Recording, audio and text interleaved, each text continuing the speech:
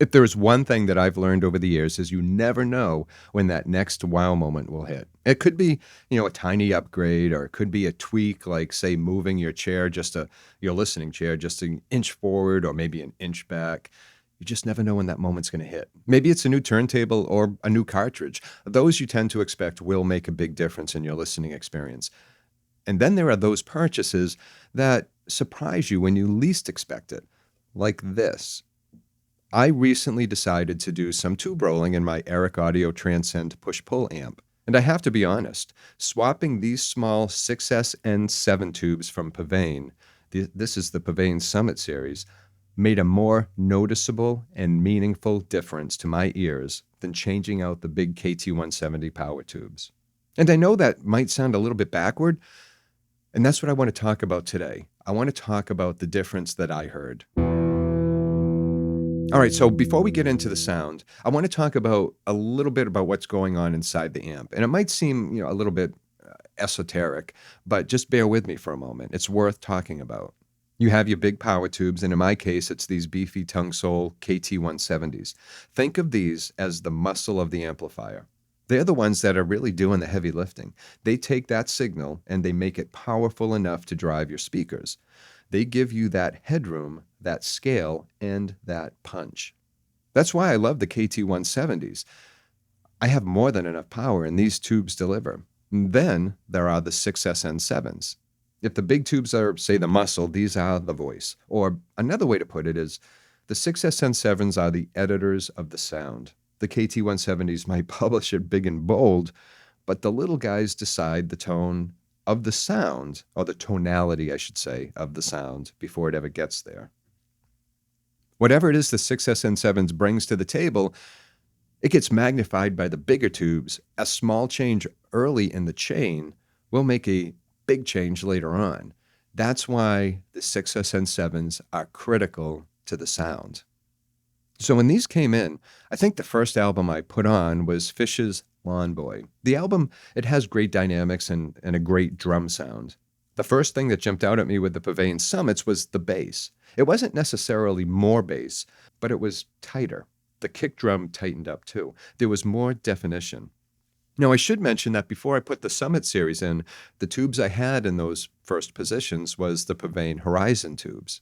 So my impression out of the gate was an improvement over the Horizon series. And next I put on Miles Davis's So What from Kind of Blue. I was listening specifically for two things: Paul Chambers' bass and Jimmy Cobb's ride cymbal. The bass, again, felt controlled and articulate, but it was the cymbal that really got my attention. I'm always very sensitive to high frequencies, especially harsh high frequencies. And listening to that through the PSVANE Summit Series, the cymbals retained, I would say, their metallic sheen, or the sparkle, that rises above. None of that glare. And the glare that I would sometimes hear with different tubes in those positions is always led to a little bit of fatigue in listening for an extended session. And that's a huge deal for me. Finding the right balance where you get that detail without the fatigue is the holy grail. And another big surprise was when I put on Dreams by Fleetwood Mac. Stevie Nicks' vocals should be locked dead center. And with some setups, it can wander a bit or even really feel a bit fuzzy. The moment I dropped the needle with the Summit 6SN7s in place, her voice just snapped into focus. That center image that I mentioned was absolutely solid. It was rock solid, and I thank the phase splitters and the outside positions for that. And it wasn't just her voice either.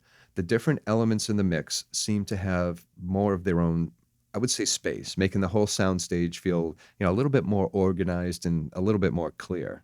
Another test the next day was Hank Mobley's Soul Station. I love this record. It's really turning into one of my favorite jazz records. And I only just started my jazz journey recently, so I am finding that Hank Mobley hits that sweet spot for me. Mobley's playing, to me, is very melodic. And with the Summit tubes in place, I forgot the point of the listening session. I forgot to take notes. Instead, I just got lost in the music.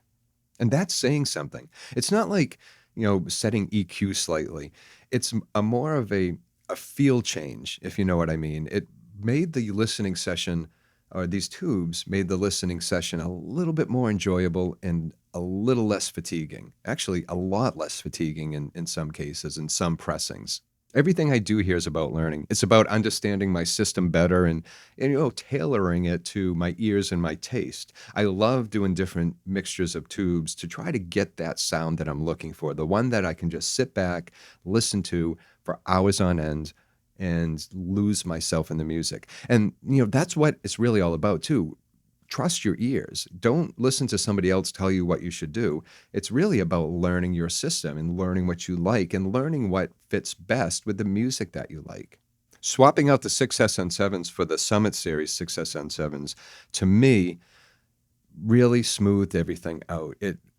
I can't say, I will never say that I'm done and that this is the final tube for me, but I will say that I do enjoy listening to pretty much everything I've listened to this point with the 6SN7s in place, the Summit Series 6SN7s. I enjoyed the Horizon Series as well, but these really lock things into place again for me. So it's really, everybody hears things differently. Everybody has different rooms and different systems, but I really do want to talk about these today and let you know that they're out there.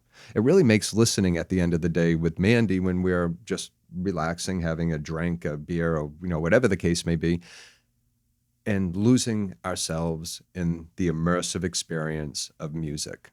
Now, if you have a tube amp and you've been thinking about rolling tubes, don't just focus on the big guys. Look at the tubes that, and when I say big guys, I'm talking about the output tubes. Look at the tubes that send them the signal that they're supposed to boost. It's a smart audible move that can nudge your system towards sometimes a calmer and clearer and especially more focused presentation without giving up detail. It's just another reminder that in this hobby, you can find joy in the most unexpected places, and I found it in these. And that's really about it. If this helped you at all, or you enjoy the channel, please like and subscribe. Doing so will help the channel. I also have a newsletter that you can sign up for. It comes out once a week, and I usually have an article or two about things I don't discuss here on the channel because they might be smaller subjects or more personal subjects. So that's available as well. I'll put a link in the description. And until next time, thank you for watching as always, and I will see you soon. Take care of yourself and enjoy your records.